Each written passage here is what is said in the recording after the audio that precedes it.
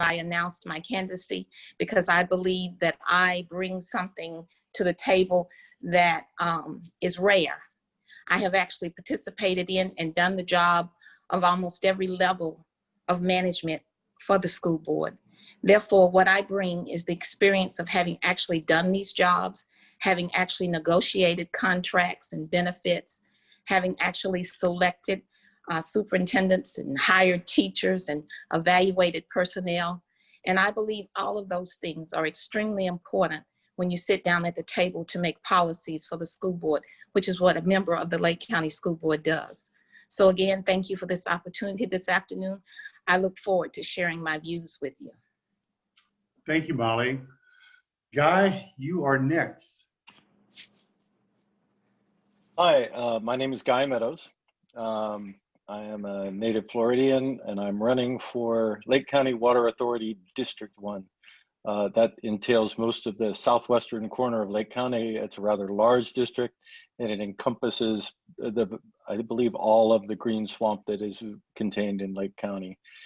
We've been living here for 26 years, and over the time that we've spent here, we've come to really love the area and understand the environmental endangerment that could face this part of our county soon. And most of that pertains to water use, water quality, and the way the green swamp feeds the rest of the Florida aquifer from Lake County northward. So I'm running for this position. The woman who's in the position right now is term limited out. Peggy Cox has been a good friend of ours and a supporter in a lot of these causes over the years. And that's why I've become involved in this race. And I look forward to serving our community in an environmental capacity for the next 4 years. Good job. Thank you, Guy. Betsy, you are next.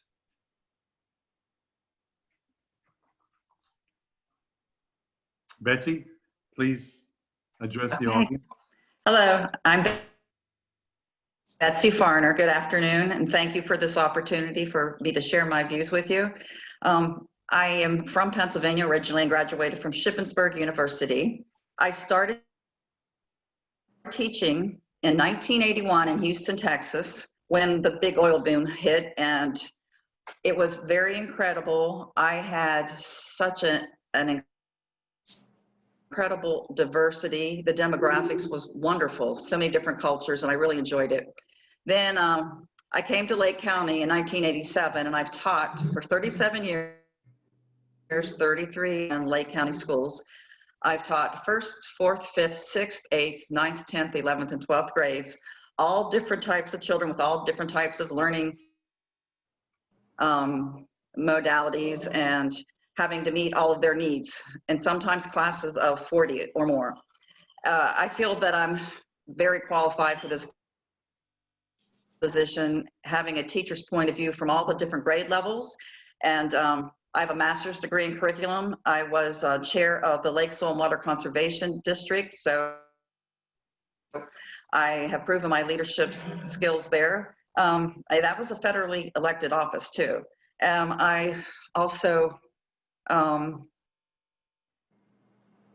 was on the board for 12 years and chair for 4 years. I'm national board certified, and basically for all grades. And I really, again, thank you for inviting me for this opportunity. You are welcome, Betsy. Good job. Susan Feta, you are next. Please say what you're running for. Okay, great. Thank you so much for having us all. And hi, Betsy. It's been a while. Hey, Susan. Hey, so my name is Susan Fetter, and I am running for Lake County Water Authority District 3 seat. And if we were meeting in person instead of over video, I would hand you my business card that has a picture of little 8-year-old Susan with her 8-pound bass that she caught in Lake Griffin. I have been living on these lakes since I was a young child. My dad used to take me fishing all the time. And so I have a real passion for the environment in Florida. When I left here, the area in 1992, and I spent my career in high tech. And in my high tech job, I sat in a group that was sort of between the very highly technical developers and customers. And I spent a lot of time having to sort through the differences between what the developers could deliver and what the customer wanted. So I learned a lot about evaluating difficult problems and then negotiating between groups of different skills. And that is one of the, or different goals. That is one of the skills that I would bring to the table as a water authority member. So after I came back to Florida several years ago, I got in a kayak and I was dismayed with the condition of some of the waters I saw. And it made me think of a family friend of ours who served on the early incarnation of the Water Authority called the Pollution Control Board in Lake County, and how he was a real activist for taking care of the water. And that inspired me to work on my Florida Master Naturalist certification. And then I also served with Betsy on the Soil and Water Conservation District Board. And so I think all of these experiences in my life make me really suited to be a great board member for the Lake County Water Authority. So I hope when you see the District 3 seat on your ballot, which is different from Guy and different from Tammy, that you will vote for me. Thank you. Thank you. Thank you. Okay. Melody, you are next. Well, hello, everyone, and thank you again for having us. Thank you so much, Paul, and thank you so much, Martha. I'm really excited to be here and to see all the candidates. My name is Melody Duckins, and I'm running for North Lake County Hospital Board, Seat 5. And I would like to begin with a short story. My experience, I believe, is the motivator for why I am running for this position. In my late 20s, I found that I became a single mom. And I was working. However, the job that I was working did not have enough money to support me as far as my health insurance. So I was uninsured. I remember early one morning, my 3-year-old daughter had a high fever. And I didn't know what to do. So I ran her to ER. They treated me very poorly there. They treated my daughter like a dirty rag, and they treated me so inhumanely. I remember waiting for several hours, and I was a nervous wreck. And I thought to myself, why am I being treated so poorly? Because I am uninsured. The next day, my ex-husband, who had great insurance, took myself and my daughter to his primary doctor, in which they treated us like we were human, and come to find out Naomi had pneumonia. So this is a personal issue for me because I lived it. And so because of that, because of my years of education and service to the community, I feel that comparison, having a master's in education and psychology, a doctorate in educational leadership, I can bring education to the board, to that seat. So if you want somebody who understands, my name is Melody Duckins, and I'm running for North Lake County Hospital Board. Thank you. Thank you, Melody. Gabriel, you're on stage. Gabriel? Gabriel. I had to unmute. I apologize. Good evening, everyone. Thank you for having me. My name is Gabriel Ruiz. I am the PA candidate for District 5 Lake County Commission. I'm a Marine Corps combat veteran. I served 10 years, trained many men and women under me. I'm a husband, father of 2. Both of my children are in the public school system here. My wife is a hospice nurse. And once again, thank you for having me this evening. I believe my qualities that I will bring to the county are my leadership, the fact that I've trained, like I said, many men and women. There is no separation in a goal, meaning when we come together to achieve something, it gets done. Those are my ethics and the qualities that I bring. Since the Marine Corps, I've been in the utility field. I've done everything from electric distribution to natural gas to construction of $1 million buildings. knowledge and experience is going to help us eliminate a lot of waste. You have a lot of individuals that get into positions and they don't know the nuts and bolts. And when you don't know those things, there's room to be taken advantage of. In the Marine Corps, I left as a sergeant. We were considered the backbone. That's what I want to be for the county. I want to get in there. I want to look at the organization, what it's comprised of, and not tear it apart, but definitely go through it with a comb and make sure that we're not wasting the taxpayers' money. We're giving the employees what they deserve. We're giving the people what they deserve and what they're paying. Okay. Thank you, Gabriel. Thank you. Pam, Janelle, you're on stage. Lucky for me. Thank you, Paul. Thanks, Martha, for hosting this forum. It is wonderful as a very down ballot candidate to get this kind of exposure, so I really do appreciate your invitation. My name is Pam Janelle. I'm running for seat 1 on the North Lake Hospital District Board. This is the seat that's currently held by Catherine Hansen. She has done a stellar job of protecting the interests of the residents of the district, and I hope to continue in her footsteps. My background is I started working in social services many, many years ago. The last decade of my working life was spent with Florida Hospital and Advent Health as a research coordinator, outcomes analyst, and project manager. And so it was critical there to really use facts and evidence to back up any work that I did, or when I was examining someone else's work. The most important part of that was facts and evidence. Is the data saying what we're being told it says? Is it an appropriate data source? Is it an accurate data source? So I have a real commitment to facts and evidence. And then in my retirement, I joined Susan Fetter as a Florida Master Naturalist.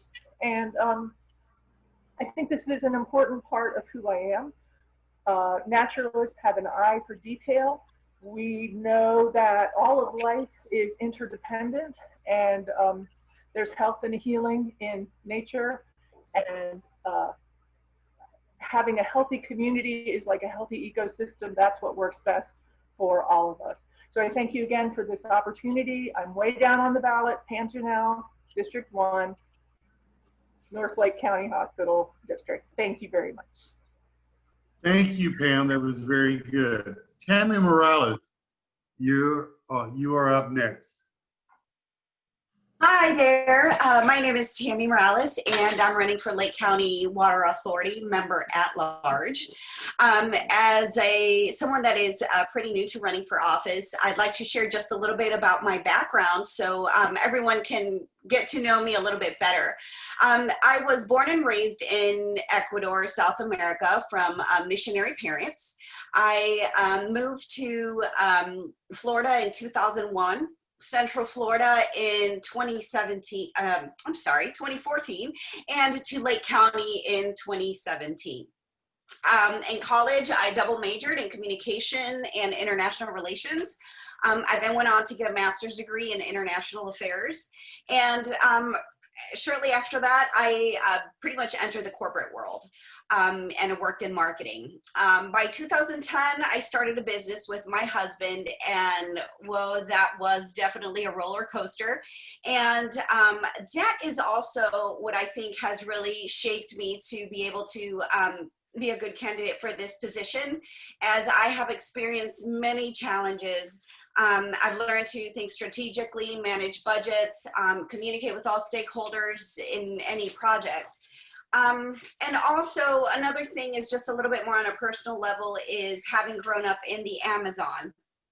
The environment has been really just something that is close to my heart, that I think that all of us as a community need to work together to keep our environment clean. So that's part of the reason why I'm running for this position. So that's it. As a citizen, again, I'd love to be able to advocate for Lake County and for all the residents here. Thank you so much. Thank you, Tammy. That was very good. Marty Proctor, the spotlight is on you now. Marty? Okay, maybe you can hear me now. Yes. Great. Because I'm out here, I have a pretty poor connection, so I use the phone for the audio. My name is Marty Proctor, and I'm a candidate for Lake County Water Authority Advisory Board District 1. I'm a graduate from Purdue University with an engineering degree. I've lived here on Lake Emma, near Groveland, for over 30 years. I work consistently and persistently with the local, county, and city politicians. The primary goal that I work with on influencing them is the protection of our surface water and our general environment. I'm currently on a board that's helping the city of Groveland formulate a dark sky lighting ordinance that will be carried out throughout the city, hopefully expanded to the surrounding cities and then on to county from there. The Palatka Creek, where I live, the watershed includes all the lakes from Louisa all the way up here to Lake Emma where I live. The entire watershed is designated an outstanding Florida waterway, and so it's very different than the Green Springs or the Green Swamp area, but still a very important watershed, and it's critical to those of us who live here in South County. So every lake here in the county is a very important and very invaluable resource. And the most valuable seat that I can find to have a voice to help protect these waterways is on the Water Authority Board.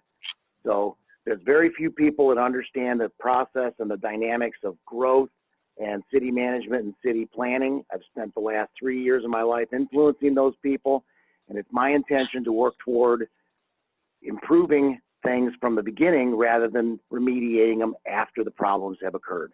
Thank you very much for this time. Thank you, Marty. That was very good. Molly, you are up next. Molly? Yes, sir. Yes, sir. There you go. I'm here. Wait a minute. Molly, you've already gone for the school board. I just wrote your name down twice. Please forgive me. Guy Meadows, you've already gone. Walter, are you available, Walter? No, Walter? Paul. Yes. Hi, I'm sorry. I think that completes the county candidates. All right. Okay, yeah, I went to my second tier of list. Okay. Yes. So let's start the questions. Each candidate you will have 2 minutes to respond. And I'm going to change the questions around a little bit so that they fit the position that you're running for. We'll start off with Molly, the school board, and then we'll go to Betsy on the school board as well.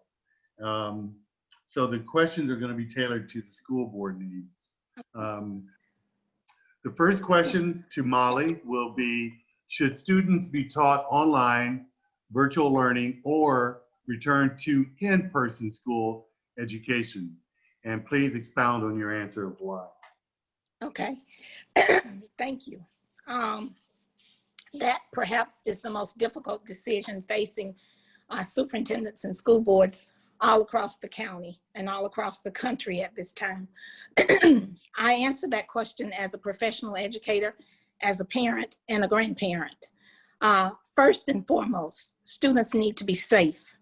And I believe that it is possible to have students return to school safely, but I do believe that there are a lot of things that have to happen to make that a possibility.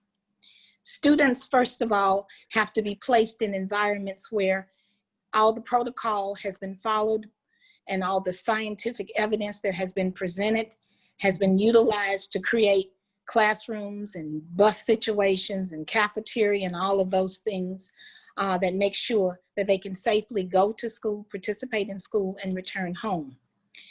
I think the main issue here is, what is a parent comfortable with? I believe that if a parent, based on whatever circumstances they may have, if they choose or elect to have their student return to school, I believe it is the responsibility of the school board and the district leaders to make sure that the school is equipped to handle that. But I also believe that if the parent does not wish to have their child return to school, then the online certainly should be available. And everything needs to be done to make it possible for that student to be able to facilitate and utilize the online system. I believe that parents always should have choices as to how their children are educated. I think that one of my platform things is making sure that every student and every parent and every stakeholder has a position at the table, that when decisions are being made, they have a voice. That is what I represent. I represent taking those voices into the decision room when those decisions are made. If you visit my website, mollycunningham.com, one of the pages shows you my platform. And in my platform, one of the things that I talk about is having town hall meetings so that parents in different areas will be able to make sure that I am aware of what they think and how they believe things should be done. And that way, when it is my position and my opportunity to be able to vote on those decisions and those policies, I can do that with their thinking in mind. Thank you. Thank you, Molly. The next school board candidate will be Betsy Farner. Would you like for me to repeat the question? Yes, Betsy? please. Thank you. All right. Betsy, should students be taught online, virtual learning, or return to in-person school education? And expound on your answer, why, your reasoning, your rationale. All right. Thank you, Paul. Well, as being a retired science teacher, I look at it as all these different variables. You have situations, as Molly said, where you have parents who they may not be able to stay home with their child and have them educated, and they may have a compromised immune system. And I agree too, they have to take all of the safety guidelines that the CDC gives us. It's very important. I keep in touch with basis and I ask them every day, so what is going on in the classroom now? And we had, quite a few virtual, I forget how many thousands of virtual school students this year as compared to last year when we only had 40. So there are certain situations where if you have somebody in your family who has a compromised immune system, like maybe it's a grandparent living with the family, you know, they have to weigh that. There's just a lot of different variables. And I agree with Molly too, that a parent, it just depends on the parent's situation. I was talking to a parent this morning and she has a kindergarten child and she's trying to help the child learn virtually how to read. And she said it's the hardest thing she's ever done as a parent. So with all these variables, you know, you just have to figure out what's best for the family. And fortunately, at least they do. My fear is that we have a lot of students not doing the work virtually, because I saw that. I just retired June 2nd, and I had a lot of students that didn't even complete the last 9 weeks assignments. So, you know, they're just, the school board, they are really trying to figure out the best thing, and they're doing the best they can right now. I commend them. Thank you, Paul. You're welcome. I'm going to continue on with the second question for each school board person. Molly, let's go back to you. Should teachers be allowed to teach from home? Or if not, should they strike if forced to return to brick and mortar teaching? And expand on your rationale of why. Okay. Well, first I'd like to point out that the school board did give teachers an opportunity to weigh in on whether or not they were comfortable with returning to school. And for personnel, not just teachers, but school board employees overall, if they felt uncomfortable or they felt that they would in some way be compromised by having to return to brick and mortar or buses or whatever, you know, their job happened to be, they could choose not to do that. And I think that's first and foremost. Now, Florida is a right to work state, so that becomes very complicated. And as a school board member, my position would be creating an environment where we could meet a place where everyone could have something that they could live with. I would not ever want to place teachers or any employee in a position where they were forced to make a decision about returning to work or not. You know, we do have other opportunities, we have other alternatives, and I certainly would hope that we would utilize those first. I think that because the school system is such a vital part of our community, we have to look at not just the children, but all stakeholders as part of one big family. You know, I believe that educating children is one of society's greatest responsibilities. And with that in mind, I think that it is always important to make sure that we have the best interest of everyone involved, not just the children, but certainly the parents, the employees. And therefore, we should always try to come up with a solution that's not going to place anyone in a position where they're going to lose their livelihood or they're going to be forced to make a decision about returning to work or not working. So before I got to a point of deciding that people needed to be away from work, I would certainly hope that it would be possible that we could compromise and find a solution that worked for everyone. Okay, thank you, Molly. That was very good. Betsy, I shall repeat the question for you. Should teachers be allowed to teach from home? And if not, should they strike if forced to return to brick and mortar teaching, and why? Well, I don't think they should be forced to return to brick and mortar, especially if they're elderly and again, you know, compromised health-wise. Since they do have the opportunity to teach virtually, I know a lot of teachers who have done that, and some of them really, really like it. As far as a school bus driver, there's a problem here because we have certain situations where we have no solution. We just take the best practical solution that we can come up with to help. But if you have, you know, a lot of school bus drivers are retired and they really shouldn't be around COVID-19. So I only know of one person who was basically forced to go back to work and they ended up having, and it was a school bus driver. I think that the decisions that have to be made by the school board, since these are uncharted waters, I think that really they're doing the best they can. But, you know, I don't think anyone should be forced to go back, not at all. Thank you. All right, thank you. All right, next we're going to address the issues dealing with the water authority. Lake County is not on any coast, the Gulf or the Atlantic coast, but we have lake water, primarily fresh water. So these next two questions will be addressed to the water authority candidates.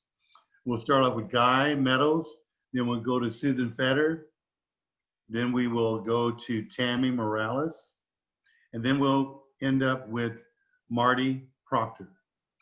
All right, what are the main issues concerning water and the aquifer here in Lake County? And how are you going to address those issues? Guy, you are first. Yep. Thank you very much, Paul.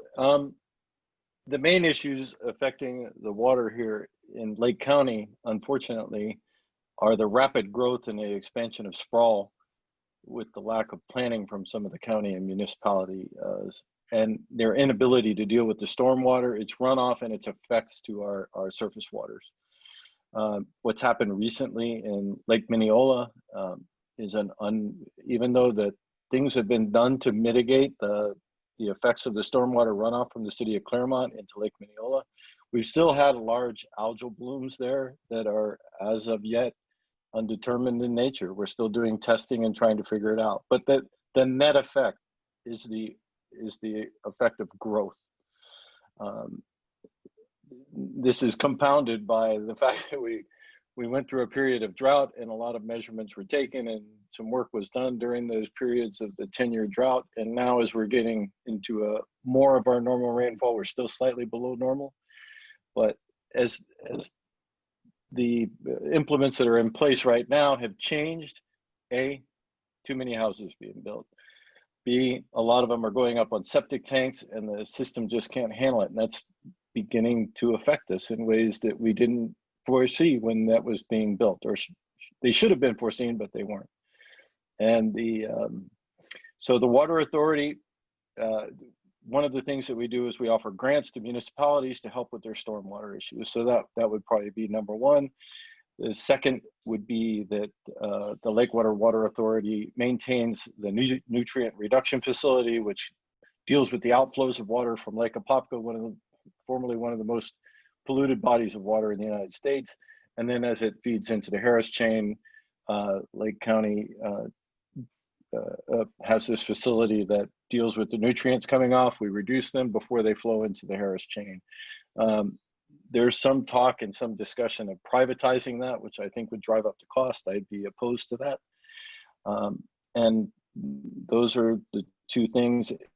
In my particular district in South Lake, in the Green Swamp, there's been ongoing fights as to how much density can be placed here. There's been efforts. One of the ones I worked on was limiting growth to 1 home per 5 acres. And that was accepted by the city of Groveland. It's going back about 8-10 years ago now.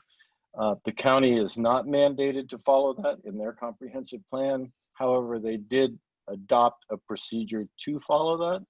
The first effort to build homes here, they had violated the spirit of that agreement. They wanted to build a bunch of 54 homes on a piece of acreage that where the houses would be put on 1/4 acre lots, and the mitigating wetlands would be considered part of their 5 acres.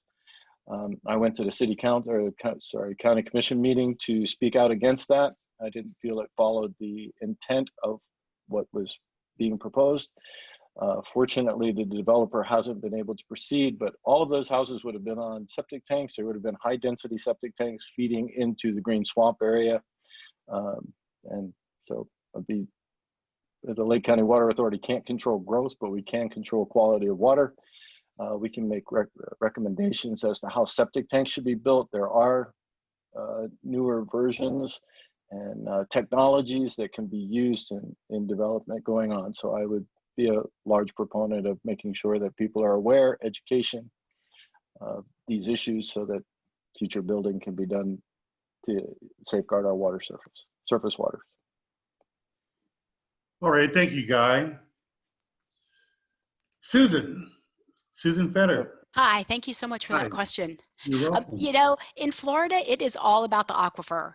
And I keep this little piece of the Florida aquifer on my bookcase. I just went and got it off my bookcase because I think about this a lot more than most normal people would. The surface water is what the Water Authority is mostly concerned about, but the things that you do to protect the surface water do protect the aquifer as well. And it's all about keeping the excess nitrogen and phosphorus out of the waters.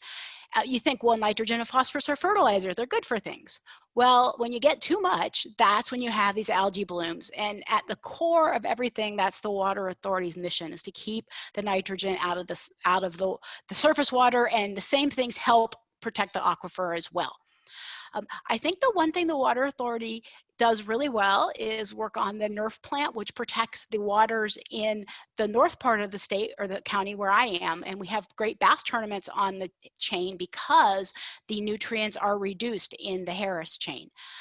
But I think the Water Authority can also work with other stakeholders, such as the county commission, and be like a research opportunity or a good team player with them to work on rules around development, to work for rules around fertilizer use. I would like to see the Water Authority to get more involved in education. They do a good job with their budget, but there's lots of room there to education, and to work with maybe the Soil and Water Conservation District or stakeholders in our community, such as Trout Lake Nature Center. All of these things can help protect our waters. So I think, again, with my background in Master Naturalist and with the Soil and Water Conservation District, I have lots of ideas of ways that we can keep the pollutants out of the aquifer and out of the surface waters. So thanks for the great question. Thank you, Susan. Tammy Morales, same question to you. Yes, thank you. So Lake County, as its namesake says, is full of lakes. I do believe we have over 1,000 named lakes.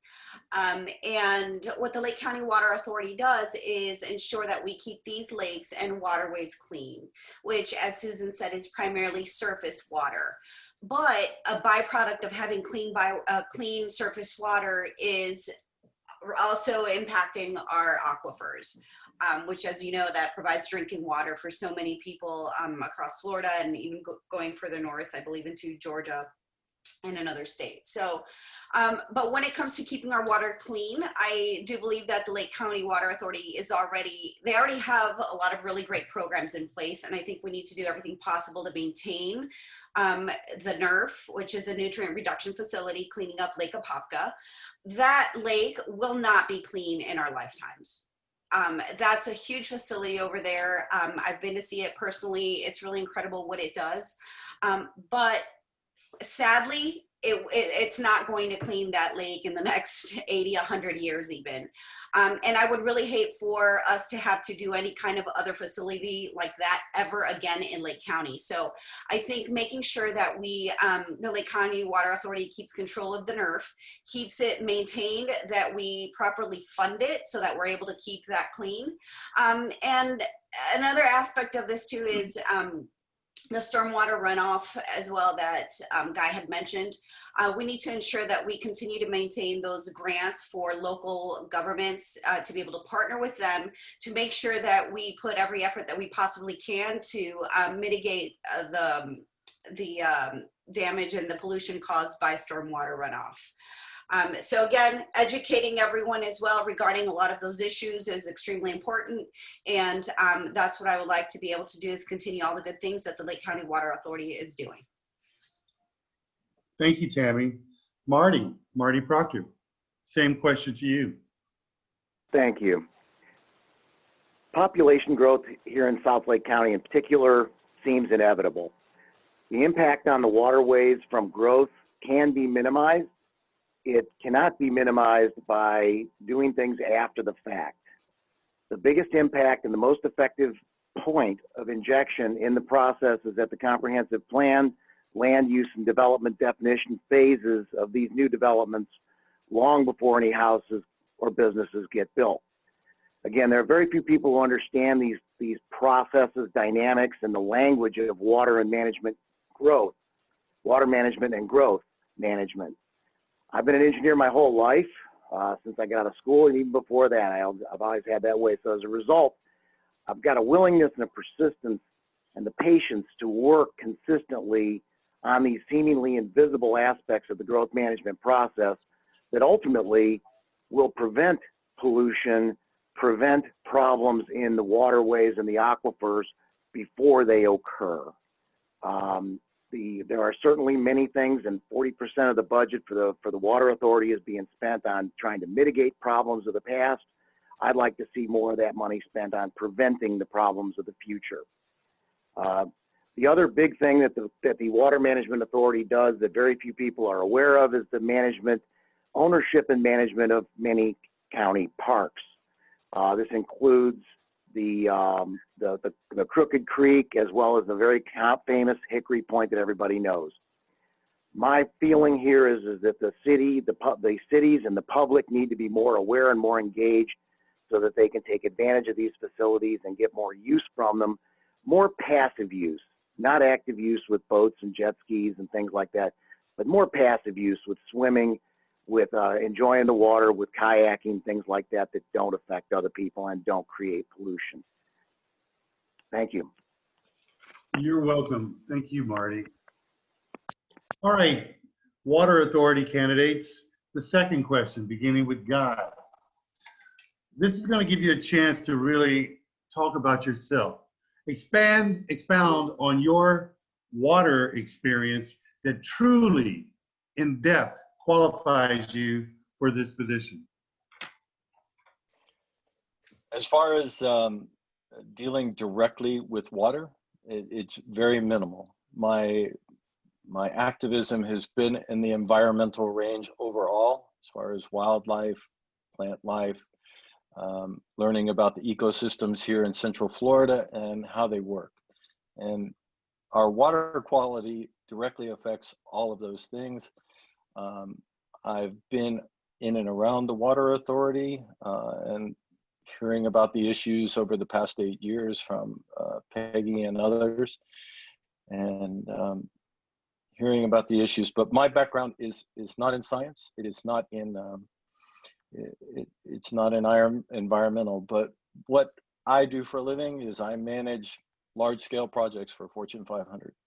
I'm a budget-driven guy who knows, who's been tasked with what's the best way to spend our money and what's the best way to use it, and make sure you don't make a mistake. You know, I'm held to the fire, and these companies, some of them I've been working with for 10 years straight for doing these sort of jobs and events that I do. So my background, budgetary, financial, environmentalist overall, but as far as directly with water, it's minimal. Other than that, I live on a lake. I've learned a great deal about how the water affects us and what the area that I live in, how it affects not only our county, our citizens, but directly affects the Floridian aquifer and how it feeds northward to the rest of our state. And that's why the Lake County Water Authority in its first iteration, which was not called the Water Authority, was put out, because Lake County is so critical to the quality of the water, not only for us, but for the rest of the state. So hopefully I've answered your question, and thanks for the opportunity. You are welcome, Guy. Susan Fetter, your turn. Thank you so much for this great question. I am definitely an expert in water-related issues. I get questions every day from my circle of friends and acquaintances. What is this? What's going on with this? If you look at my Facebook page, and my public posts are all about advocating for water issues, whether it's from the springs or whether it's from the environment. Here's a couple specific things to Lake County that I have done with these things. First of all, I created a Facebook group called Friends of Hidden Waters Preserve, because that property is owned by the Water Authority, and it is a fabulous example of almost everything you need to know about Lake County's environment. It's a property that was purchased to protect the aquifer, and it has examples of several different ecosystems that you'll see all over the state of Florida. Also, another thing I did related to water was last year I completed the week-long Florida Springs Institute Springs Field School, where we went around to the different springs. We went to Alexander Springs and Juniper Springs, and we learned all about the water supply in the state and the aquifer, and how watching a spring and how it is behaving, whether it's full of algae or whether it's low, can tell you a lot about the water quality all over the state. So when the spring flow is low, you know that you're having maybe a little bit of a problem with enough water supply in your aquifer. And the other thing I did a couple of years ago was the state had a mandate for all counties to have a fertilizer ordinance that was designed to protect the surface waters and the aquifer in the state. And Lake County implemented this fertilizer ordinance, but they implemented sort of the minimal recommendations from the state. I got together with a group of stakeholders, including Sierra Club and the local Audubon chapter and the Soil and Water Conservation District, and advocated for a more strict fertilizer ordinance to protect our surface waters in our county. And that was very successful. The county commission eventually agreed after we provided them with a lot of information. And so now we have a more protective fertilizer ordinance in the county, asking you to not use nitrogen and phosphorus fertilizer during the rainy season, so the runoff stays out of the lakes and helps prevent algae blooms. So I've been very, very involved with water issues for a long time. Thank you. Thank you very much, Susan. Tammy Morales, same question to you. Yes, thank you for that question. I'm going to just come out and say it, and no, I don't have any experience in water. But what I do have is experience as a business owner. I've been through a lot of challenges as a business owner, and I think that would be my approach should I be elected for this position, to view things from a business standpoint, to know how to ask the right questions. I also think half of the battle is knowing who to go to as a resource. So I know Susan, for example, is incredibly she knows so many things and is educated in the topic. I could go to her, I could go to Peggy Cox, I could ask around and see what other people have experienced and learn from their experiences. Even though I have a master's degree in something else, I have self-educated myself on so many different things and learned so many new skills on my own. And there is nothing to say that I couldn't do that with all the issues related to water, the impact that it has on the economy, not just on our environment, but also on the economy here in Lake County, and all the issues really that come with maintaining our lakes and waterways clean. Great, thank you very much. Marty Proctor, your turn. Thank you, Paul. I live on Lake Emma, which is on the Claremont chain. As most people call it, it's actually the Palatka Creek watershed. Water ultimately goes through the lakes here, ends up in Harris, and then from there through the Palatka, the Ocklawaha, on up into the St. Johns and into the Atlantic. So our water goes all the way from below Claremont and the Green Swamp, all the way through the chain of lakes and up on into the Atlantic. Because I've lived here, I live here for 30 years. I watch the lake come and go. I've seen the quality come up and come down. I've seen the things that affect the fishery. I've seen the things that affect the water quality itself, the clarity of the water. I'm also a lake monitor for the water division in the county. So I do take specific readings on the lake water here every 3 months at the minimum. So I see what's going on here in the lakes. These are very, very important lakes to those of us that live in South County, and that's an important aspect of this job to me as a person in South County, is understanding these waterways, the dynamics of these waterways, and the fact that we need to reduce some of the human intervention that's going on in the South Lake County area and get the attention of the people in North County to help us down here working with the cities to improve their water management plan, to improve their water management systems, and to help them get the grants that they need as they go forward, trying to help us all by improving the water management from the bottom up and the top down. Thank you. Thank you, Marty. That was a good response. All right, now we would go to our Lake County Commissioner, Gabrielle. And we only have one Lake County Commissioner in this forum, so we'll ask you both questions back to back.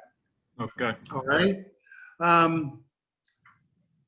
Florida has a huge homeless problem, and so does Lake County.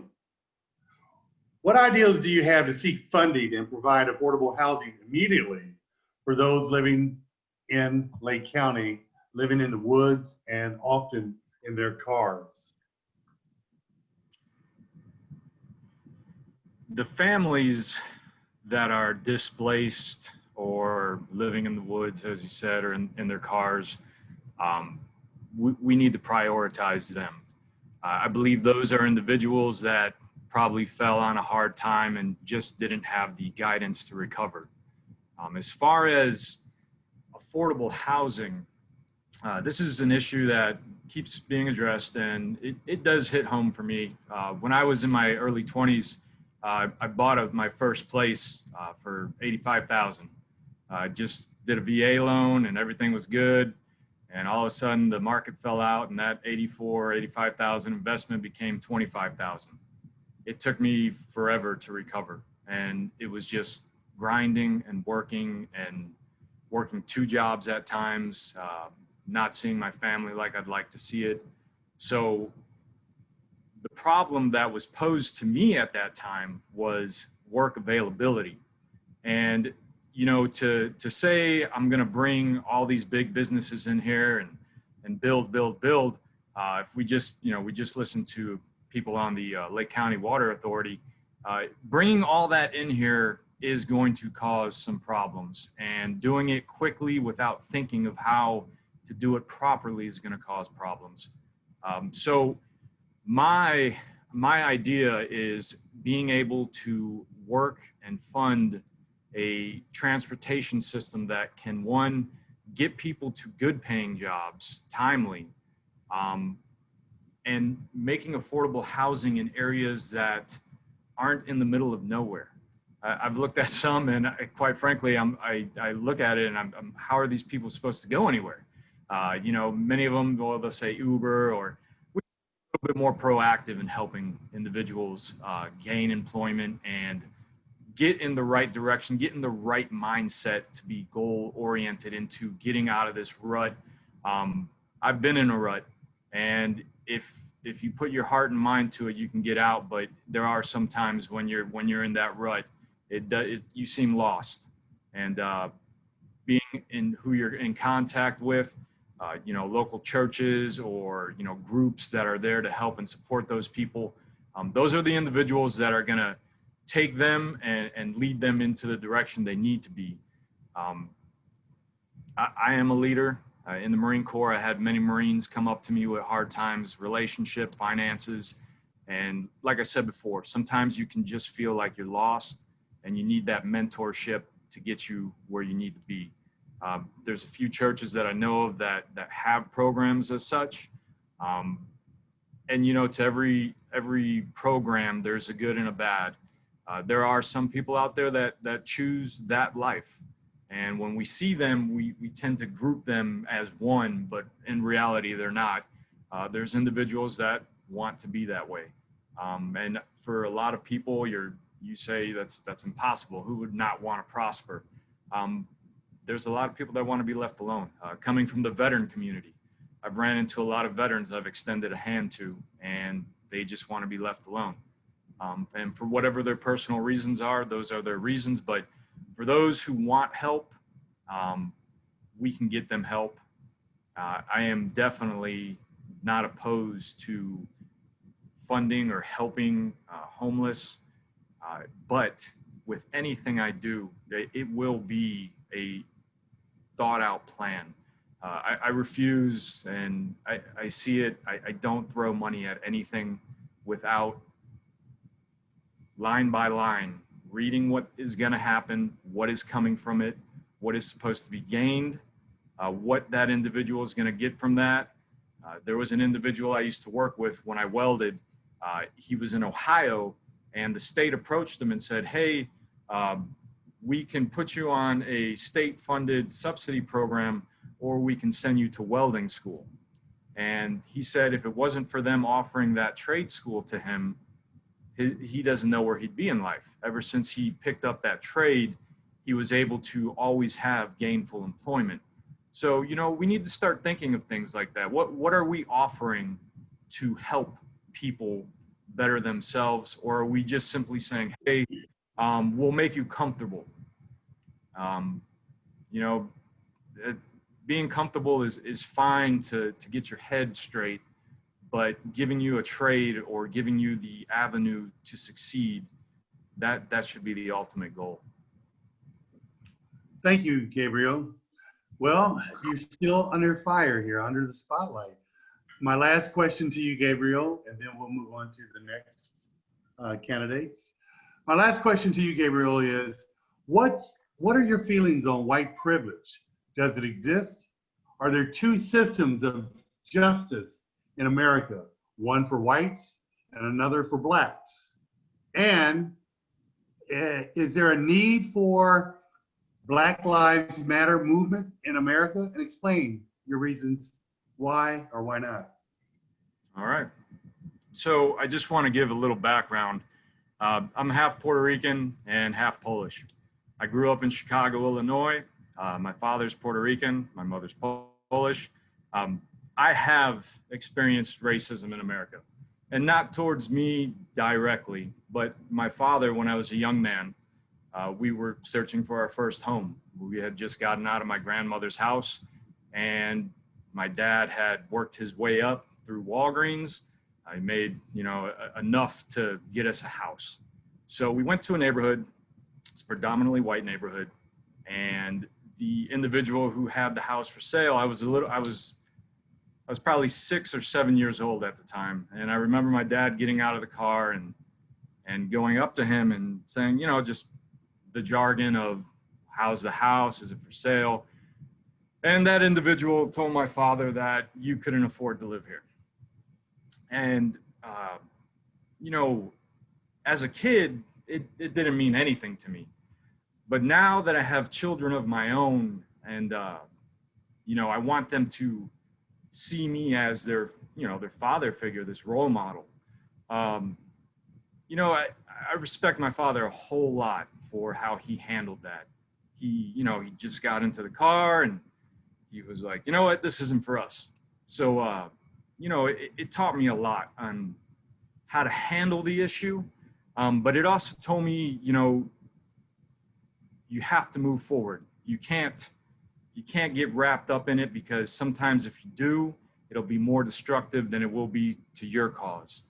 And then growing up throughout life, you know, when people hear my name, see my name, but then see me, they're like, there's no way this guy ever experienced anything like this in his life. But, you know, I have in the workplace, in the military, and it's getting better. And I can say that, being my age and my generation. Is it there now like it used to be? No. Is there still some fragments from the past? Yes. Is it our job, my generation's job, to get that cleared out? Yes, it is. Putting people like myself with my experiences in office is only going to make the issue better, because you can't have somebody that's never lived through it telling you their opinion. I'm sorry, you could read in a book, you could do a social class or model on it, but until you feel it and you know what it does to somebody, you know, I don't think you can make a just ruling on it. You got to be that person. Okay, thank you, Gabriel. That was very good. Now we shall move into the forum where we address the hospital board.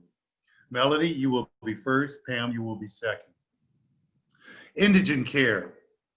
What are the main factors that affect indigent care in Lake County, and how can the hospitals improve their services for indigent care? Yeah. Well, thank you so much, Paul, for that question. Indigent care is a huge percentage, and it comprises of a lot of different variables. We look at the homeless, we look at uninsured, we look at Medicare, Medicaid, we look at vets.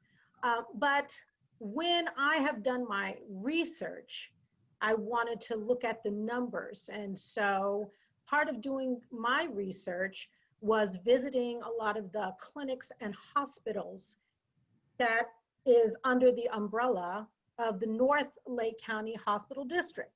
And I wanted to find out of the indigent community, who are you most serving? And so a lot of the clinics and the hospitals service predominantly uninsured individuals, and in particular, uninsured working individuals. And so that was a big surprise for me, because when I was going into this, I really did not know much about the North Lake County Hospital District. I'm new to this area, although I'm not new to Florida. And so what I have been doing is, along with Pam, is creating platforms in which educate the community. And so we had a platform about a month or so ago where we invited all the 5 clinics and hospitals under the district to educate the community and to show them what they do to help them. And so that is one of the biggest things that I will bring to the board, is my desire to create community education and community engagement, and to create platforms in order to educate the community. Thank you so much. Thank you. Okay, Pam Janelle, same question to you. Thank you, and I'm going to piggyback on what Melody said, because Melody and I have, as she said, visited a lot of these clinics and hospitals together. We work well together, and I hope that we'll be able to do that as members of the board. I think that the forum we presented is just one example of ways in which we can reach out to the community to let them know that the services of the district are available to them if they qualify. Qualifying for those services is not easy. It's not like you ask and you receive. There are some hoops you have to jump through, but they're absolutely necessary. And in 2016, the voters of the district voted overwhelmingly to retain the district. It was, there was a move underfoot to eliminate the district. And I think that if you notice the elephant that is not in this room, that elephant is determined to do away with the district. I am determined that they will not. And I think it's really important when you hear questions about the transparency of the district, go to their website, look up what you want to know. Call the members of the district, call the administrators of the hospitals and clinics. They're happy to answer your questions. It's very transparent. So transparency is not a concern with the district. The survival of the district is the concern of the district. Thank you, Tasha. I will let it go right there. Thank you. All right, thank you, Pam. Back to, excuse me, back to Melody. Now's your opportunity to expound on your experiences and how do you have past research knowledge on hospitals. Expand on your experience on how you would perform in this position. Thank you so much, Paul. And I would just like to say that let's just address the elephant in the room, shall we? I am an African-American woman, and if you look at the board, you don't see anybody who looks like me. So when everything was going on the onset of the pandemic, racial injustice, the pandemic going on, I remember watching Oprah Winfrey's Where Shall We Go From Here? And I remember an African-American gentleman saying, vote and run, because I wanted to help. And I said, as a Black woman, what can I do locally that will help to change the dynamic of the Black community, of the community of women in particular, and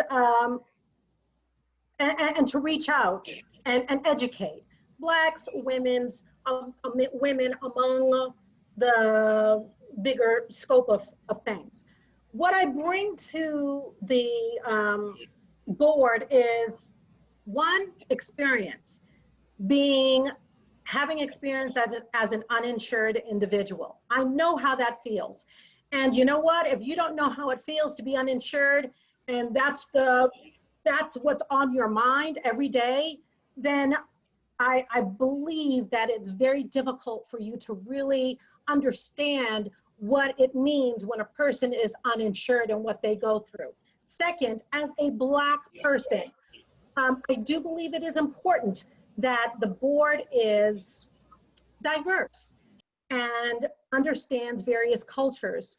I remember a time when Pam and I went to one of the board meetings and somebody was talking about one of their patients who happened to be African-American and obese. We know, and if you don't know, in the Black community, chronic disease and illness is at the highest. Why? Because of social determinants regarding poverty, healthcare, and just not understanding, not having education about where they can turn to. So I ask the question, what are you doing in the Black community in particular to bring education to help them understand how to live a healthy lifestyle, exercise, eating right? I don't think anybody else would have asked that on the board had it not been for my experience living in a predominantly Black community in the past, and living in diversity and being a Black person myself. And so that is the passion that I bring to the board, is that Blacks will be represented. Right now, we are the highest rate that are affected by COVID-19. Why? Why is that? And how can the board help to reach out to the Black community, to bring them on board, to educate them, and to get them the health that they need and the medicine that they need? Thank you so very much. Thank you, Melody. Pamela, your turn. Same question. Could you repeat that for me, please, Paul? Sure. Expound on your experiences in research and how it equips you to take on this position on the hospital board. Got it. Thank you very much. One huge factor in my background is having worked for Dr. Lori Boardman at Florida Hospital for Women before it became Advent Health. Dr. Boardman was pushing very hard for research into health disparities and social determinants of health, as Melody mentioned. Those social determinants are huge. If you have, let's say in Tavares, the very best healthcare available on the planet, but you can't get there, if you don't have the transportation, if you can't get a bus, if you don't have a car, if you don't have a friend who can take the day off of work to get you to the doctor, that healthcare might not, it just might not well exist. So those social determinants are really, really important. And we know that there are communities that are extremely susceptible to chronic conditions, cardiovascular disease, obesity, diabetes. Who knows what the fallout from COVID is going to be and what communities are going to be most susceptible to those things. The research background that I developed at Advent Health is extremely valuable to this board. I speak the language, I understand the data, I know where to get the data, and I will be there in the room just as I am here in this room with you. Thank you very much. All right, thank you very much, Pamela. That concludes all of the county candidates. Now, each county candidate will have 1 minute to close, and we will start off with Molly and go into the following order. Guy will be next, Betsy will be next, followed by Susan Fetter, then Melody, Gabriel, Pam Janelle, Tammy Morales, and Marty Proctor. Molly, go ahead, Molly, you're first. Thanks. 1 minute. Okay. Once again, I want to thank you for this opportunity. And in closing, I just like to leave all the viewers with the knowledge that education it's personal to me. In my experiences here in Lake County, I've done a variety of things. I've developed budgets, both at a local school level, on a district level, and I've worked with federal funds, such as Title I and other issues. I've dealt with HR issues as far as employees go. I had the pleasure of overseeing the construction of a school. And that entailed deciding every single thing about that school, to include hiring its first employees and giving its name. I have developed and implemented curriculum and improved 3 failing schools to not only A schools, but schools that were making AYP. I was slated by the state as a turnaround principal. I have served on bargaining committees to negotiate salary and working conditions for our classified workers. And one of my proudest moments is, as a result of that, I was endorsed by those very same people. I was also endorsed by the Lake and Sumter Realtors Association.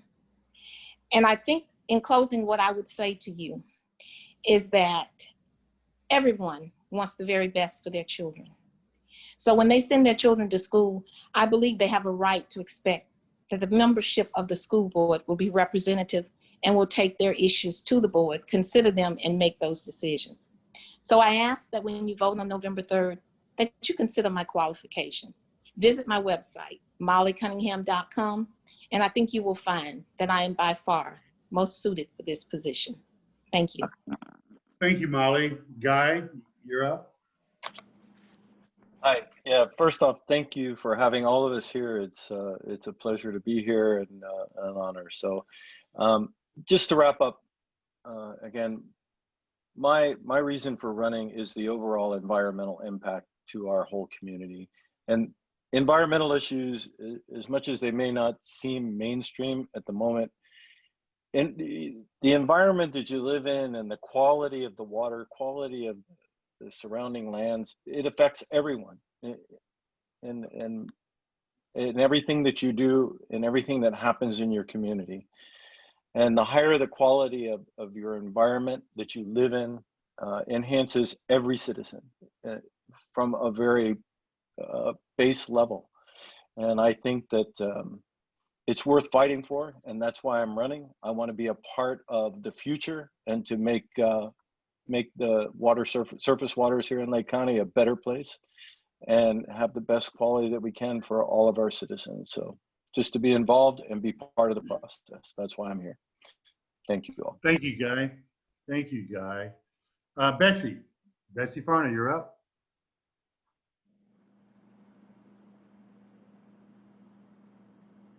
All right.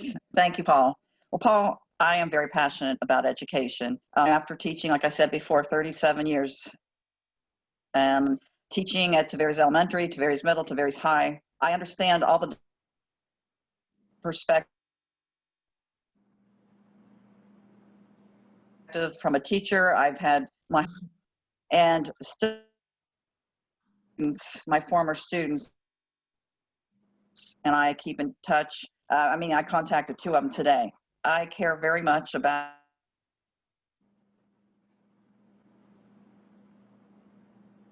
important and a parent's voice on the school board. And remember, I have a master's in curriculum, and I've also been treasurer and chair of Lake Soil Water Conservation District, and it was a federally elected job. And Paul and everybody else in the panel, I just really, truly appreciate this opportunity to talk with you all. It's been very enlightening.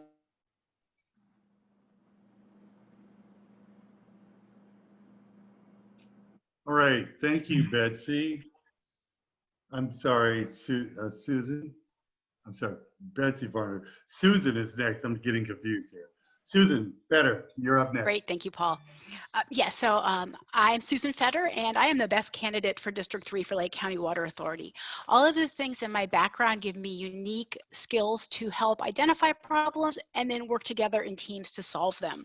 As a quick example, I'm pretty proud of the Water Authority when I was looking through some of their recent meeting agendas where they were having an ongoing problem with one of their properties with folks not treating the property correctly. And they're working with the county commission to solve that problem. And I think that's a really good thought about what does this board bring to our community and what can I bring to the board? It's not regulatory, and the Water Authority can't make laws and rules, but they can act as a great resource for the people who can. They've got a great staff and they're on a good path. You get a lot of value from the Water Authority for most people pay around $25 or $30 a year for what they get from the Water Authority. And I think this is a great path. I would look forward to continuing to help the board work on solving the problems of the Lake Mineola algae blooms that are ongoing. They're working with the FWC. They're trying to encourage Mineola to build stormwater. And all of these things are just a great use of my skills of teamwork, negotiation, and environmental background. So thank you, and vote Susan Fetter for District 3 for Lake County Water Authority. Thank you, Susan. Melody, Hospital Board, you're next. Well, thank you so much, Paul, and thank you so much. My name is Melody Deckins, and I believe I am the best candidate for North Lake County Hospital Board, seat 5, because I bring experience, personal experience, and the fact that I have educational experience. 2 things that I believe are important components to the seat. Personal experience as someone who was uninsured, someone who is African-American, a woman, bringing that perspective. Also, the fact that I have my master's in education and psychology and my doctorate in educational leadership, using those skills to educate and engage the community.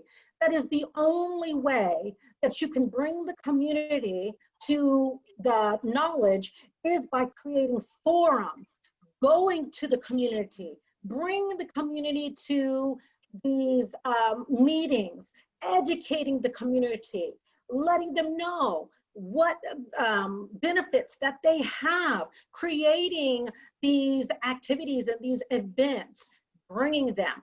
My name is Melody Duckins, and I will be working hard for the community. Please vote for me on November 3rd for North Lake County Hospital Board Seat 5. Thank you. Thank you, Melody. Gabriel Ruiz, Lake County Commissioner, you're next. Thank you for having me this evening. It was a pleasure hearing everybody. Once again, my name is Gabriel Ruiz. I have a Facebook page, Vote Gabriel Ruiz, District 5, Lake County. I also have candidate 411 if you want to find more information out about me. If you have any questions, you can send me a message on Facebook. To those on the Lake County Water Authority, I'm deeply compassionate about water conservation. I see a lot of growth and not a lot of talk about what we're going to do about our water. Definitely will not fall on deaf ears. To school, education. I keep hearing it. I've heard it so many times today. So important. Education. Knowledge is power. You give somebody the right bit of information, it can change their whole life. A vote for me. I'm here for everybody. I'm not here to make my name stand out. I'm just here to do work for the people of this county. Once again, my name's Gabriel Ruiz, District 5, MPA candidate. Vote for me. All right, thank you, Gabriel Ruiz. Pam Janelle, you're next, Hospital Board. Thank you very much. I want to wrap up by reminding everyone that the hospital district benefits all the residents of the district and not just those who directly receive those services. When we know that nobody chooses to receive care in the emergency room if they can receive primary care in a clinic where that care should be delivered. And so it's important that the primary care is available. Quality care doesn't matter. It doesn't matter if it's not accessible when and where you can get to it. And finally, I believe that every family deserves access to the kind of care that provides the very best medical outcomes.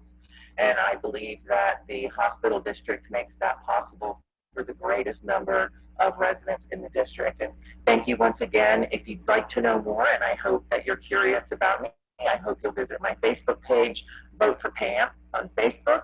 And when you're ready to vote, please vote for me and then follow that up with a vote for Melody, and we will see you on November 3rd. Thank you. That's very nice. Thank you, Pam. Tammy Morales. Yes, You're thank up. you. Yes, thank you once again.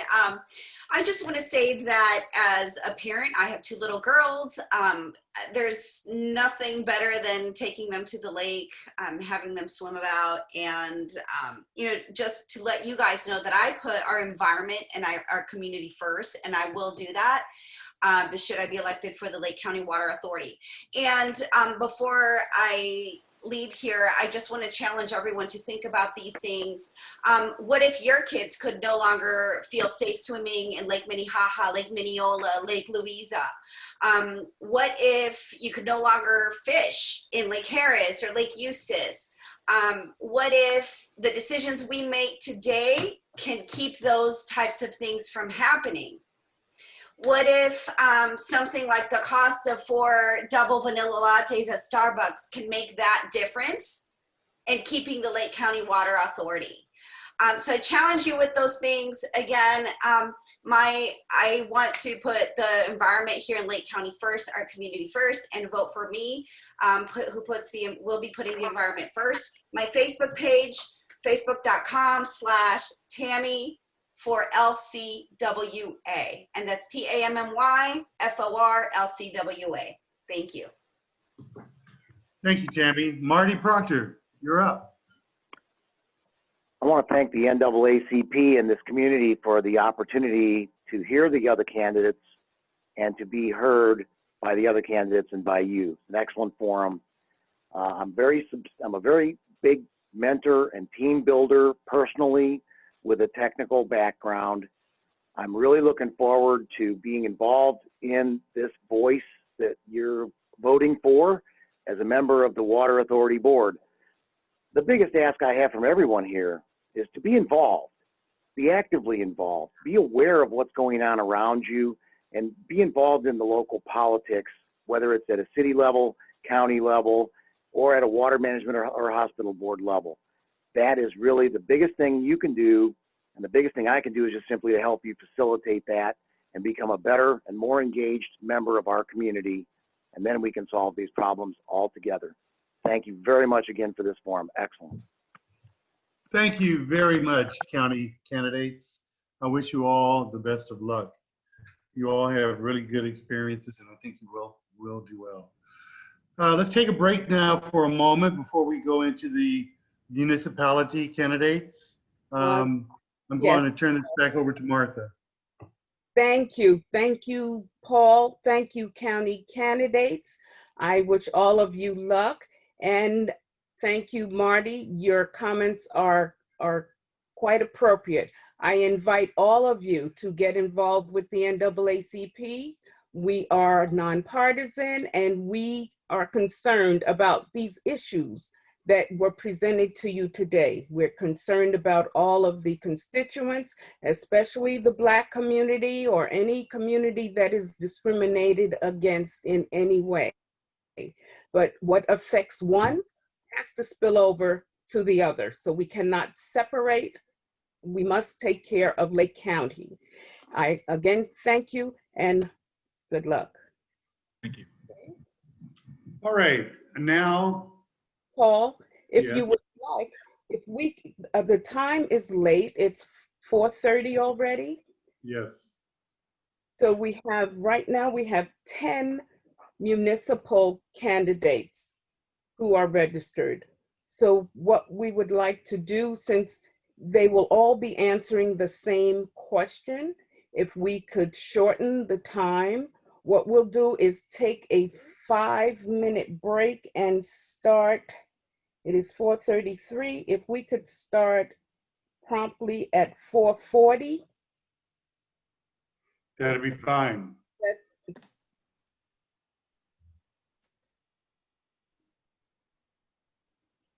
We are ready to go. Go ahead, Paul. All right. Thank you once again, Martha. Martha is the president of the NAACP. She has introduced herself and the candidate forum earlier. This is our second part, which of the candidate forum. This is the municipality candidates, and all of you will have 2 minutes to introduce yourself, combined with answering the one question that I have and will pose to you, the same question to each, and you will have time within that 2 minutes to wrap up. So your answers, your introduction and your answers will need to be concise, succinct, and to the point. Ready?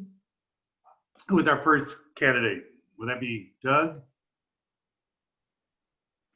Sure.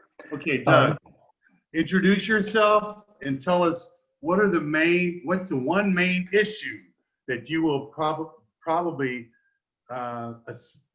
attack or approach to solve in your municipality, and then close why we should vote for you. Thanks, Martha, and Gail, and Paul, and Tasha, wherever you are. I don't see you right now, but I may be hearing the gong later on at some point in time.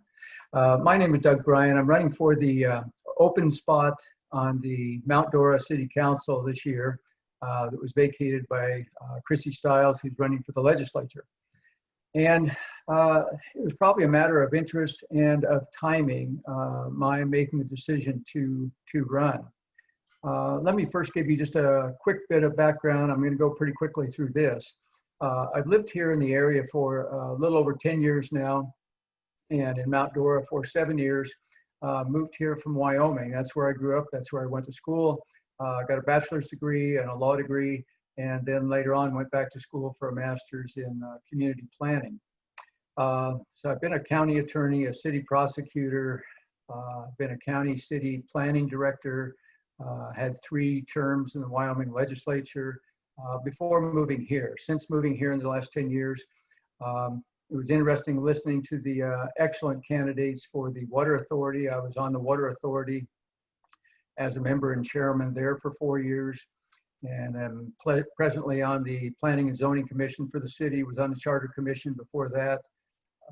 I've been a Segway tour guide, a historic tour guide in Mount Dora. And also, like I believe it was Pam and Susan, I'm a Florida Master Naturalist, and I volunteer out at the Trout Lake Nature Center. Okay, that was in a quick hurry. As far as issues, there certainly are a number of issues which I'm sure all of us could talk on at length, but with one issue, Paul, I'll select the one that's affecting us the most right now, and that's COVID. COVID just permeates pretty much every aspect of every community in the country. And on the local level, it's certainly been a lot of jobs. That's probably where it's really hit hard in Mount Dora, and I'm sure many of the other communities as well. And what we can do is create a better environment for, I guess, what I would call more of a trickle-in economy. And that's not borrowed, I don't think, from anybody. But in Mount Dora, it's a town of festivals where we've had large festivals like the Craft Festival and the Arts Festival that bring in maybe hundreds of thousands of people over a weekend. And what we really need to do is to have that spread out over a period of time. Case in point, this month it's called Biketober. Instead of one single bike fest, they're bringing people in over the whole month, over a series of weekends. And that's what we really need to do, because we need to keep the economy going along. We need to get people back to work, and yet we need to be safe about it all. And that's maybe the best way we can be safe, is by trying to create that sort of spacing, outdoor activities, all the sorts of things that we've become very familiar with for what we need to do. Now, again, I apologize, I don't see Tasha, but I'm sure she's waving cards at me right now. So with that, I'm sorry, Paul, did you mention, are we going to have a minute to wrap up, or finish later? Or continue right now to wrap it up. Okay. Tasha, give him a minute. Give him the candidates equal time to wrap up. Okay, thank you. And one comment I guess I would just quickly say is that, you know, there's never been an election that's been more important. Certainly it's important on the local level.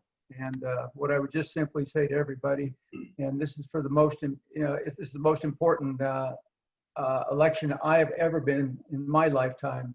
And so, you know, whether it be the voting by mail, which we're already doing, early voting, which is coming up on the 19th through the 29th, or of course waiting till November 3rd and going to the polls. Please, please vote. Thank you. Thank you. Thank you, Tasha, for the timing. What's our next candidate's name? I don't have the list. Walter Price, are you a candidate? What's our next candidate? Someone help me, please. Walter Price.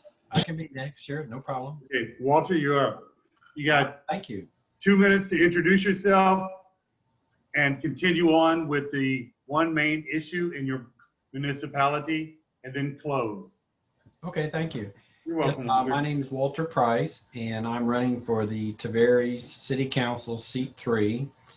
I have been a resident of Tavares for 40 years, and I've raised my family here with my wife of 44 years, and they went to the Lake County Tavares Public Schools, and also now my grandchildren are doing the same thing. I bring an interesting perspective to the board because I'm a real estate appraiser and a broker, and there's a lot of planning and zoning and development type issues that come before the city council, and I'm in a unique spot because not only to approve stuff or not approve stuff, but to understand the actual marketability of these things. And my biggest issue though with the city right now is, for one thing, we're a small town of 18,000 residents, but the current city council has managed to rack up $85 million in debt, which is about $5,000 per citizen. And I think that's totally out of control, and that needs to be stopped and reversed. At the rate they're paying back the debt, it'll take them over 40 years to do that, and that's worse than minimum payments on a credit card. Some of the other issues we have here just quickly is there's a lack of transparency on that board that needs to be fixed. Also, a lot of the residents are telling me they don't like how high their utility bills are. There's something we can please do to bring the utility bills down. For instance, if you're a snowbird, they still charge you the full rate every month, whether you're here or using water or not, which I think is something that needs to be fixed as well. They do spend a lot of money, and they keep raising taxes. Even this year, they raised taxes even in this bad economy with everybody being out of work. So I intend to be a fiscal conservative on this board and represent all the people, not just the staff or the city manager. So November 3rd, vote for Walter Price. Thank you. Thank you, Walter. That was very good. The next candidate, I believe that may be Willie Hawkins. No, Tammy? Who? Is it Willie Hawkins? No? Yes. Okay, Willie Yes. Hawkins. Willie Hawkins. Unmute yourself. Okay, unmute, Okay. unmute Willie. Willie, welcome. You have 2 minutes to introduce yourself, address the #1 issue in your municipality, and to also include a closing statement for yourself. You may Great. begin. Okay, I want to thank you for the opportunity. My name is Willie Hawkins. I'm a retired Air Force vet. I'm sorry, not retired, an Air Force vet and retired federal agent. I retired in 2014 after 26 years with DEA. I've lived in Eustis since 1999. I moved here from South Florida, and I've raised my family here. I decided to run for Eustis City Commission seat 3 because there was a vacancy and I felt like I could actually contribute. I think I bring the ability to work with everyone, critical thinking, because that's what I did for 26 years, problem solving. I think I have the ability to bring everyone together to find an actual solution to problems. You know, during my 26-year career with DEA, I worked well with prosecutors, defense attorneys, and defendants. So I had the ability to seek out a solution that was just for everyone. The problem, one of the main problems that I see for Eustis is a city that is trying to find its footing. We're nestled between Mount Dora and Tavares. And we're like the little sister that's just trying to find out who they are. I think annexation is something that we really should look at. One of the reasons why I believe in annexation is because it brings in revenue. With the incoming revenue, we're able to address a lot of the other problems, public safety, infrastructure, and homelessness and things like that with the buy-in from the communities. Thank you. Thank you very much, Mr. Hawkins. Thank you. All right, our next candidate will be Tim Murray.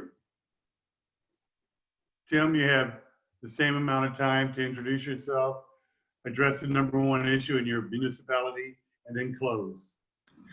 First of all, let me say thank you. Good afternoons to everyone. I appreciate the opportunity to be able to address you all this afternoon. I am Tim Murray, and I'm running for City Council seat 3, which is the mayor's seat here in the city of Clermont. I'm a native of Clermont. I was born and raised here in Clermont. I graduated from Clermont High School. And of course, after graduating, I went off to Florida A&M University for a couple of years before I disenrolled there and ended up joining the Air Force, where I spent the next 22 plus years of my life in the Air Force. However, while I may have disenrolled from Florida A&M, I did complete my education, some education whether I possessed 3 associate's degrees, bachelor's in Management / Human Resources, and a Master's of Business Administration. Since I've retired from the Air Force, I moved back here in Clermont in 2001, bought a home right across the street from the same community in which I grew up in. Got very active in the community. I am the founder and current president of a nonprofit organization called Christian Men in Action, community development, which we get involved in a lot of different activities in the community. One of the biggest things is we work closely with the Clermont Police Department to help rid some of the crime and drugs and everything here in the community. I'm currently serving on the Planning and Zoning Board here in Clermont. I have served on the Code Enforcement Board, and as I say, I've been very active in the community, a lot of different activity. I am running for the mayor of Clermont to be the sensible voice for a growth that's focused on the needs of all the residents. Our vision for Clermont is one that continuous growth that enhances the quality of life, public safety, and physical responsibility. As you all know, we've had a lot of growth here in Clermont over the last couple of decades, but I think a large population of the community has been forgotten. So with that being said, I look forward to November 3rd election, and I hope I have your support and look forward to being the next mayor of Clermont. Thank you. Thank you very much. We really appreciate that. I believe the next candidate will be Sammy Taylor. Is that correct? Yes, thank you very much. Thank I you. am Sammy Taylor. I'm running for Clermont City Council seat 3 that became vacant this year. I'm the new kid in town. My husband and I chose to move to Clermont 2 years ago from Los Angeles, California. In Los Angeles and in the state, I was a person who worked on legislation for water, power, homelessness, affordable housing. I did research, I wrote legislation, and I provided research to governmental agencies and testified before subcommittees in the Senate and Assembly. It was a challenge, it was interesting, and I learned how to use the internet and the law library to accomplish the task to provide adequate and accurate information. I'm running for city council because I believe that change comes from within. The focus for me in Clermont will be law enforcement reform, and that includes all first responders. I'm the mother of an African-American son, and I watched my son get rousted in his own front yard because he was standing next to a friend who was a lighter skin color than he was, and a white officer decided that my son didn't belong in that neighborhood. I'm really sensitive to that kind of thing, and because I worked with the LA County Sheriff's Department as a volunteer, I was able to talk to a lot of the people that I worked with, detectives and deputies, and understand just how important it is for us to reform the system by instituting standards, minimal standards nationally and locally. We also need to provide ongoing evaluation. If our law enforcement and first responders are healthy, our community will be healthy. If we have problems, and as I understand it, Clermont has had problems in the past, we don't want those problems back, ever. We want to have a clean future. And as we go forward, we can have a clean future by instituting common sense reform. And I look forward to serving the city of Clermont. Thank you. Thank you very much. Our next candidate will be Jimmy Burry. Jimmy, you have the same amount of time. Introduce yourself and address the #1 issue in your municipality, and then close. Thank you for having me. I'm Jimmy Burry. I am a pharmacist from Leesburg. I'm running for City Commission District 1. Been a member of the Leesburg community since I was 1 year old. Went to Leesburg High School, graduated in 1978. I then attended Cornell University, have an agricultural degree. About the time I graduated, the citrus industry disappeared in this area, so I had to find something else to do. And I ended up in pharmaceutical sales, at which time I decided I wanted to be a pharmacist. So I went back to school at the University of Florida and got a pharmacy degree, came back to Leesburg in 1995. I've raised 7 of my 8 children here in the public school system in Leesburg. I have 1 left. I got a junior over at Leesburg High School. The rest are out of school. And I have a son who is a pharmacist working for me now. So it's given me more time that I can devote to a project like running for city commission. I own and operate an independent pharmacy. It's called Burry's Pharmacy in Leesburg. It's been in business since 1964. I also have served since the inception on the Recreation Advisory Board for the city of Leesburg. We've been instrumental in getting a lot of the projects, things like Rails to Trails, the Sleepy Hollow facility, the splash pad, the gymnasium, and now we've got the aquatic center coming on. So we've done a lot of good work for the citizens and want to step it up and move up to the city commission. Biggest problem facing us, it's an easy answer, and it's COVID. 11 businesses have closed down on Main Street during the pandemic. Coming out of it is not going to be an easy thing. But there's other long-term problems too. Homelessness, I could go through a list of them. My time is up, it's short. I appreciate you guys letting me get on. Thanks a lot. Thank you, Jimmy. Fred Griffin, same format, you're on. Yes, great evening, everyone, and thank you for this opportunity. My name is Fred Griffin Jr., and I am running for Leesburg City Commissioner, District 3, Seat 3. I'm married to my lovely wife of 6 years. We have 2 beautiful girls. I am a Lake County native. I was born and raised in Eustis. I'm very active here in my local community. I mentor at Leesburg High School with 2 steps in common. I sit on 2 different boards with my local ministries, Citadel of Hope Ministries and Hope Vision. I'm also involved with volunteer with Keep Lake Beautiful with the Lake County government. I also served on the Lake County Elders Affairs Board for 2 years. I mentor as a motivational speaker as well at Lake Sumter State College. I also mentor with Big Brothers Big Central of Central Florida for 8 years. And I'm just an all-around guy that's very involved in the community of Lake County and especially here in Leesburg. The biggest problems that we're facing, not only with COVID, is also the homelessness here in Leesburg.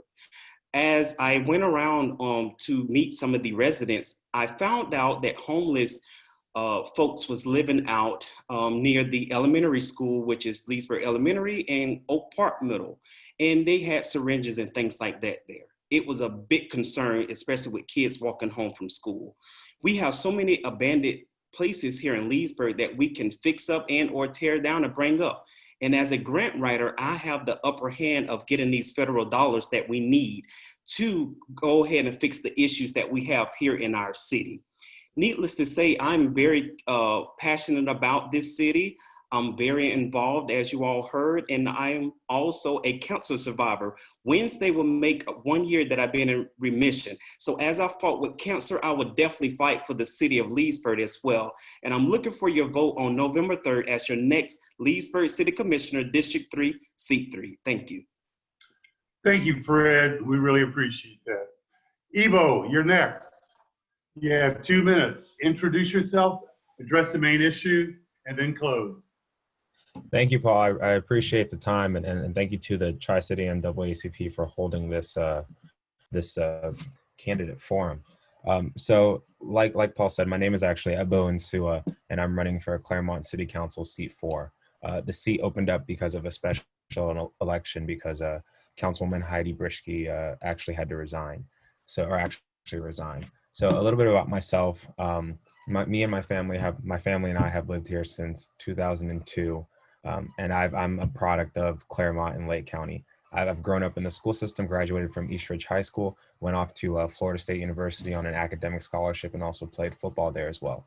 So after completing my my bachelor degree, I actually got a job on Capitol Hill and worked on both sides of the aisle, on the right and on the left, and was able to become a legislative aide and actually write bills learn more about the legislative process and get involved at the federal level.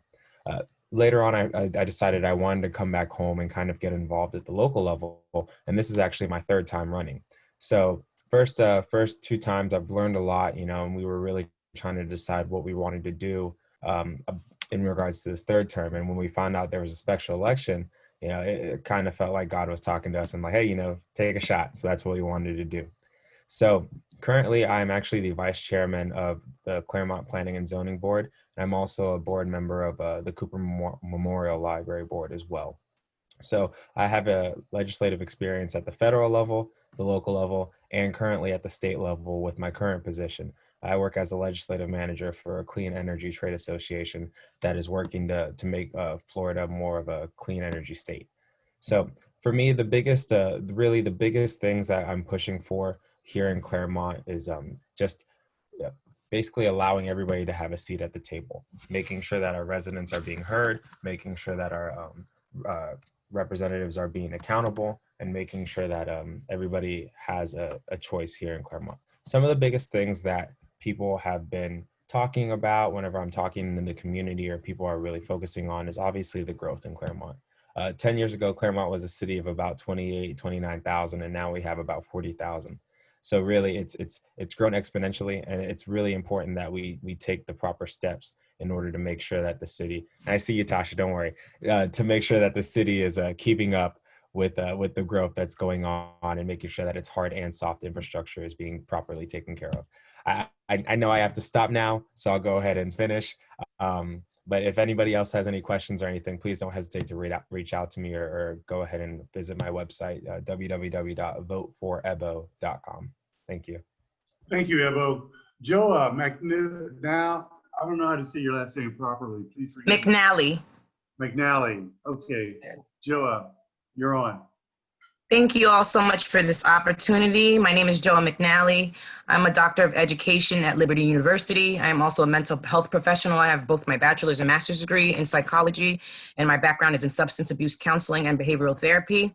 I am also an international best-selling author of 3 children's books currently and a national curriculum. My books focus on social justice issues as well as mental health. My newest book is The ABCs of Mental Health Disease, and I think that it's really important, mental health overall. I'm running in this race to inspire the next generation of young leaders. I think it's time for young people to step up to the plate and to show that they're competent leaders and that they are capable leaders. I know a lot of times people seem to think that age is related to knowledge or being, again, capable of leading. And I'm here to break that barrier and that mold to show them that we're not too young to run and we're capable. My incumbent has been seated since 2012. I think that he's done a great job, but he's been seated since 2012. And I think that someone new with fresh ideas, fresh perspectives, bold and ambitious needs to be on that council to, continue what's been started here in Claremont. Some of the big issues for me, Ebo touched on it, is the explosive growth. But besides the explosive growth, there are not certain aspects in place to make sure that our residents of Claremont are able to afford their housing, maintain their quality of life. Quality of life is very important to me, and I want to make sure that we are giving our residents all the resources they need to be able to raise their families. People want to be proud of where they live, and we shouldn't just be sticking people in anywhere that they can afford. People want to be proud of where they live. I want to be proud of where I live, so we need to extend that same, thought process to all of our residents here. Another big issue for me is that I've observed is that on the council, there's virtually no representation. I would not be able to know that there were other residents of diverse backgrounds based on the city council members. Currently, as it stands, there are 5 there, 3 older males and 2 older white females. I don't think that's a fair representation of our city. There are plenty of diverse people here. So diversity and inclusion for me is a big deal.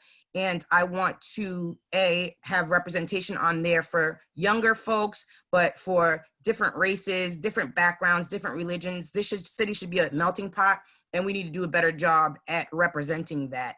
I will say as well, transparency is a big issue for me as well. I have brought it up on the city council. I do think that city council meetings should be streamed live and from the city, so that elderly people, disabled people, or displaced people can get the same information not from a third party source, but directly from the city. Again, I'm 29 years old. I'm not too young to run. I'm experienced working with different backgrounds, management, leadership. I have that. And again, it's time for new people to step in, new leadership, new young ambitious leadership to step in and do the work that Claremont needs. So thank you for your support. Thank you, Joelle. This has been a really good candidate forum from both the county and the municipality candidate. All of you are class acts. It's going to be a really tough decision to make for each person to make a wise decision on who they wish to vote. I want to thank Martha Taylor, the president of NAACP, for putting this all together. You guys are just wonderful. I do live here in Mount Dora. I own and operate a farmer's insurance office. I've been in Mount Dora for 18 years. If you have any questions on any of these candidates, just give me a call and I'll help you or talk to you about more. Tasha Mack and Gail Foreman, thank you very much. I'm going to turn it over to Martha now to close. Thank you, Paul. That was a dynamic session. Thank you for your patience. We have run over a little bit, but I think it was worth it for you to be able to hear from the candidates who did come out and took the time to share with us. To all of you candidates, you were dynamic. You are dynamic, and I wish all of you luck on the ballot. And I hope people do not wait until November 3rd.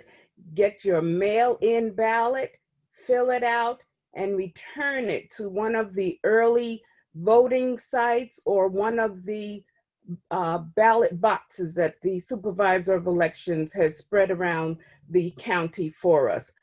Don't wait to stand in that line on November 3rd. With COVID going on, we want everyone to be safe and we want your vote to be counted. Again, I thank you for the Tri-City NAACP. I encourage you, whether you win or not, you're still invited to become a member of the NAACP. We need all of your input, your talents, and we need action. We need people to take action. All of you spoke about taking action. So I encourage you to join the NAACP. We have a Facebook page. I encourage you to go to our Facebook page, like and share the page. And this way you can keep up with what's going on. And we have recorded this forum and the one yesterday with the federal and state candidates, and they will be streaming live on YouTube and on our Facebook page. Again, thank you, everyone. If you want to reach us, you can reach us at Tri-City. That's one word, TRICITY 5140 @gmail.com.